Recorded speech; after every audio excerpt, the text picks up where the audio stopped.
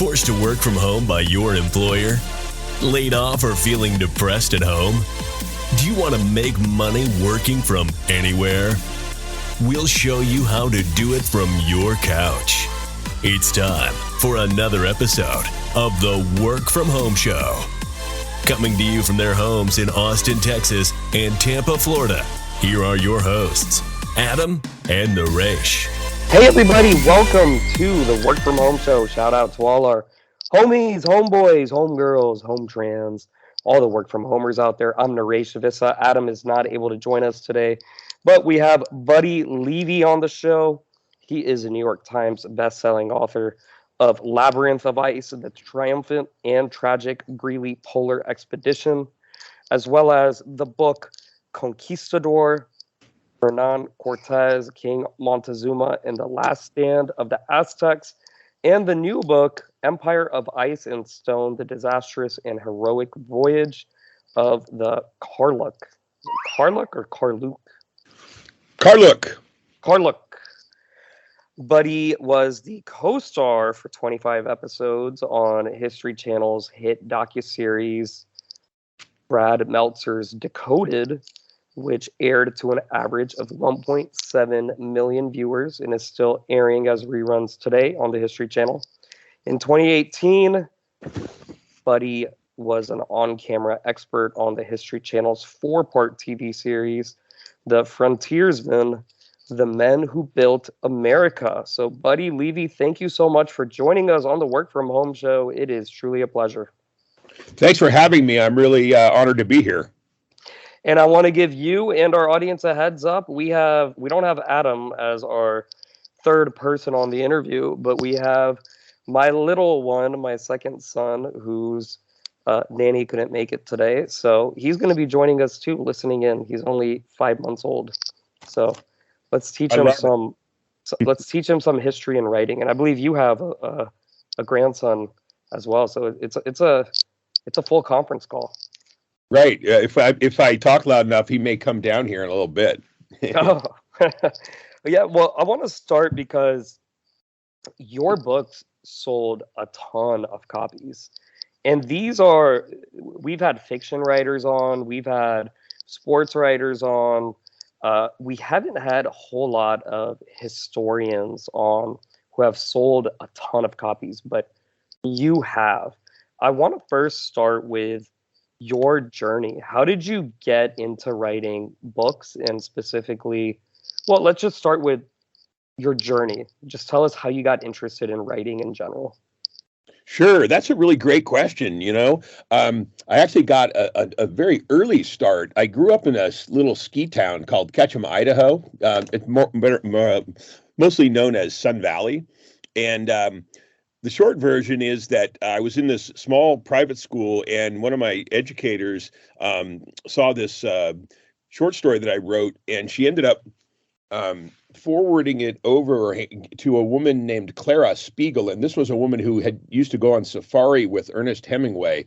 And Ernest Hemingway spent the last years of his life in Ketchum, Idaho. And so that woman, who was a writer in her own right and a novelist and a crony of Hemingway's, ended up editing a short story of mine with me and working for a number of weeks to polish it up. And it got published in my local newspaper, the Wood River Journal. And I was really, at that time I was 14 years old. And I guess, the process was really intriguing to me, and seeing my name in my byline was really intriguing. And then I just continued on and was an English major in college, and started writing essays. And that was the only thing I was ever any good at. So you started writing a lot, and then what got you specifically interested in writing about history? Because that's what your best-selling books are about. Right. Well, that's a great question too. I began as a poet and an essayist, writing about the natural world and memoir kind of stuff, personal experiences. And it was a turn of events. Poetry is tough. Going from poetry to these long history books, that's pretty incredible. But yeah, continue. Yeah, it was a gradual process, really. So I wrote a book in 1998 about it was kind of a personal experience book about hunting. Actually, it was about hunting this very unique bird called the Chucker partridge. And I ended up sending that book to a New York agent on a recommendation from someone, a friend of mine, a colleague. And the agent really liked the book, and he ended up calling me up, and he said, he said, "What are you doing?" And I said, "Well, actually, I'm out hunting." It was like the early days of cell phones. This is in like 2001. And I said, "Oh, I'm hunting." And he said, "Well, man, I really like this. What, like, who's the best hunter in history?" And I said, "Well, it's got to either be Daniel Boone or Davy Crockett." And he goes, "Well, see if anyone's written a recent book on it, and then get back to me and write a book proposal." And I ended up landing on Crockett, and I wrote a 75-page proposal, and he sold it about Davy Crockett, about biography on Davy Crockett, and he sold that book. And I have been working with this agent, Scott Waxman, since 2001, and we're on our 9th book now. That's pretty incredible. I'm from Texas, so I'm familiar with. Oh yeah, Davy Crockett. So, the point is, I kind of backed into history, or ended up getting into history sideways or in a circuitous way, and then I really became fascinated with the process and with how much I didn't know. I was sort of flabbergasted by how much I didn't know, and then history has become like my go-to genre.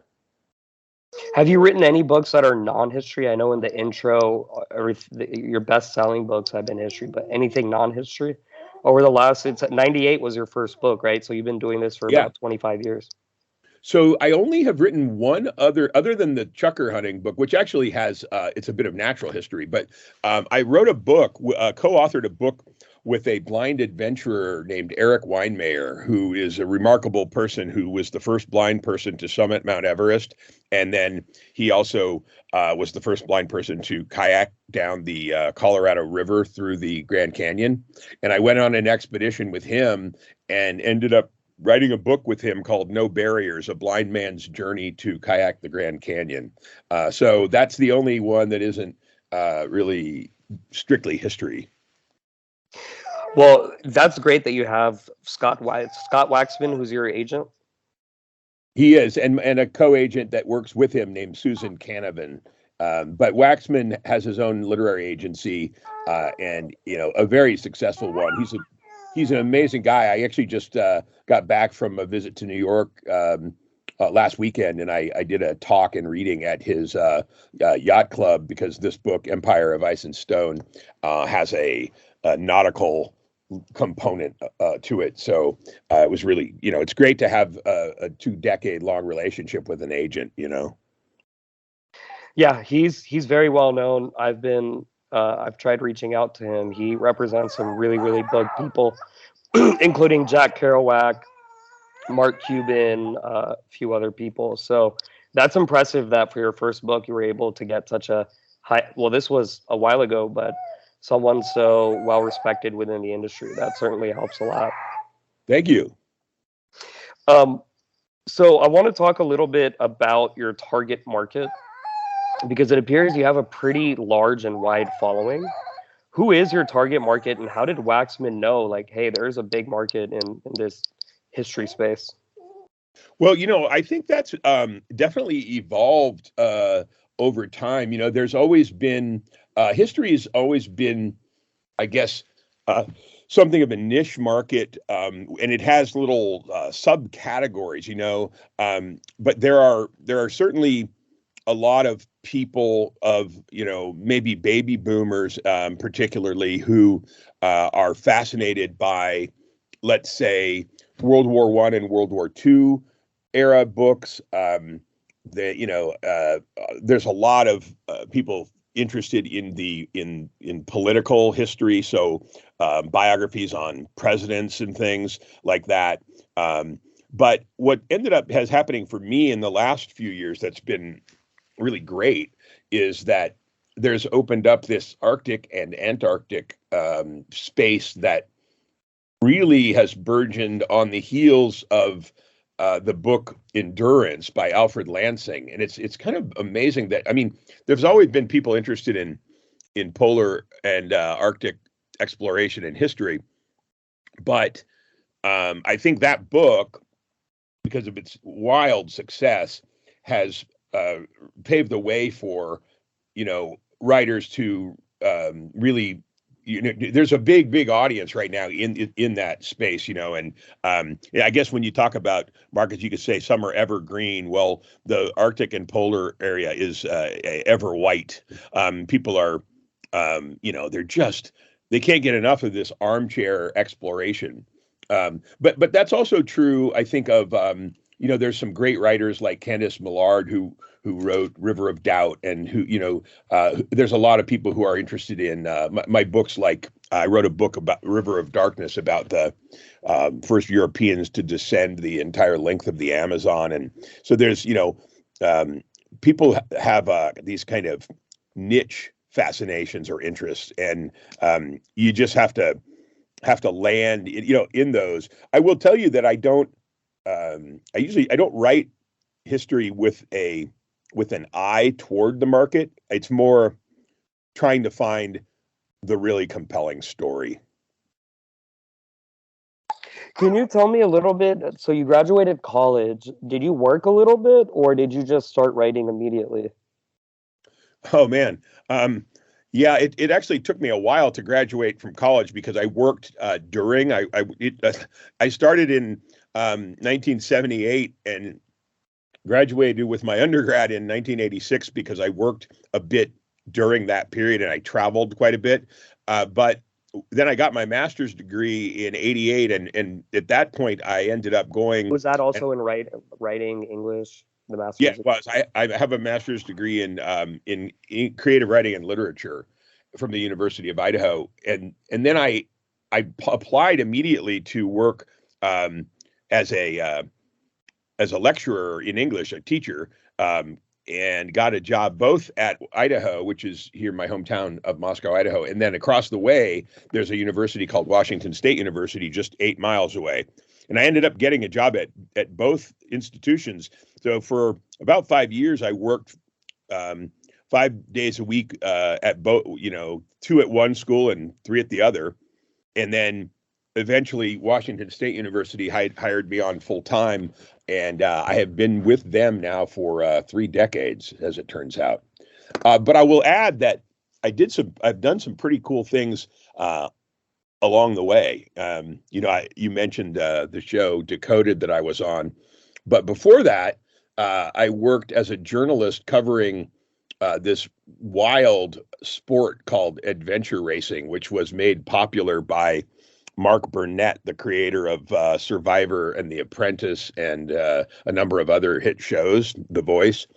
In his early days, he had this show called the Eco Challenge, and because I grew up in the ski town and knew all of these adventure types, I started following. I got involved in that sport as a journalist and traveled for 7 years. And by the way, my institution, Washington State University, really was flexible about letting me go. A lot of times they were in the summer, but they were also sometimes overlapped with school. So I had to, get substitutes for my classes, and then but we traveled all around the world, from Borneo, Greenland, the Philippines, New Zealand, Australia, and it was the greatest job I ever had. That's great. So are you still a professor? I am. I actually have class later this afternoon. Wow. Okay. So I'm guessing you get a lot of your story ideas just from being a professor, the research you have to do, the traveling. Is that how you get your story ideas? Yeah, I would say research is the primary way, and being at an academic institution has some serious benefits in terms of access to and also having learned how to do research through databases and scholarly journals, and just reading widely and being able to kind of settle in on what's a good story. And then once you have a good story, then it's a matter of, okay, finding out what's been written about it already, what's a new angle maybe to this story, or how can I tell it differently or better than anyone ever has before. Well, that sounds good, buddy. Levy, thank you so much for joining us on the Work From Home show. I want to give you a chance to plug anything you want. I know your latest book is Empire of Ice and Stone, but is there anything else you'd like to add or anything you want to promote? Anything else you want to promote? Oh, that's really nice of you. I guess I would say that there's a book. I mentioned this book called River of Darkness, and that River of Darkness I wrote originally, and it came out in 2011, but it never came out in paperback. And then, along with my agent, last year we reissued River of Darkness in paperback because the rights had reverted to me, and it was my favorite book probably up until Empire of Ice and Stone. And so we reissued River of Darkness in 2022 as a paperback, and it has I wrote a new introduction for the book, and it's just an amazing story of the conquest of the Inca and then the search for El Dorado. And it's a riveting tale of harshness in the jungle and these Spaniards floating for a couple thousand miles down the Amazon. Highly recommend that book. That sounds good. You can get all of Buddy's books on Amazon, and his website is buddylevy.com. That's Levy, buddylevy.com. Buddy Levy, thank you so much for the interview. I think our listeners and I certainly learned a lot. We love hearing about authors' journeys, their stories, how you go about writing. My last question before we sign off is, how often do you get to work from home? I know you work at the university, so you probably do a lot of work there, but do you do most of your writing in your office? Yeah, I'm glad you mentioned that. I'm at home right now, and I have a home office. I also have an office that's just a mile away from my house. But between those, I only teach 2 days a week, so the rest of the time I'm working from home. That sounds good. Well, thank you for joining us on the Work From Home show. To all our listeners, check us out at workfromhomeshow.com. That's www.workfromhomeshow.com. Get on our mailing list there. Follow us on social media. We're on Twitter. We're on Facebook. We're on a few other platforms. If you have any questions at all, leave us a comment. That's hello@workfromhomeshow.com. hello@workfromhomeshow.com. Feel free to send your comments, questions. Like I said, follow us on social media. Leave us a review on TuneIn, Spotify, Stitcher, Apple Podcasts, whatever podcasting platform you use. And until next week, keep on working from home.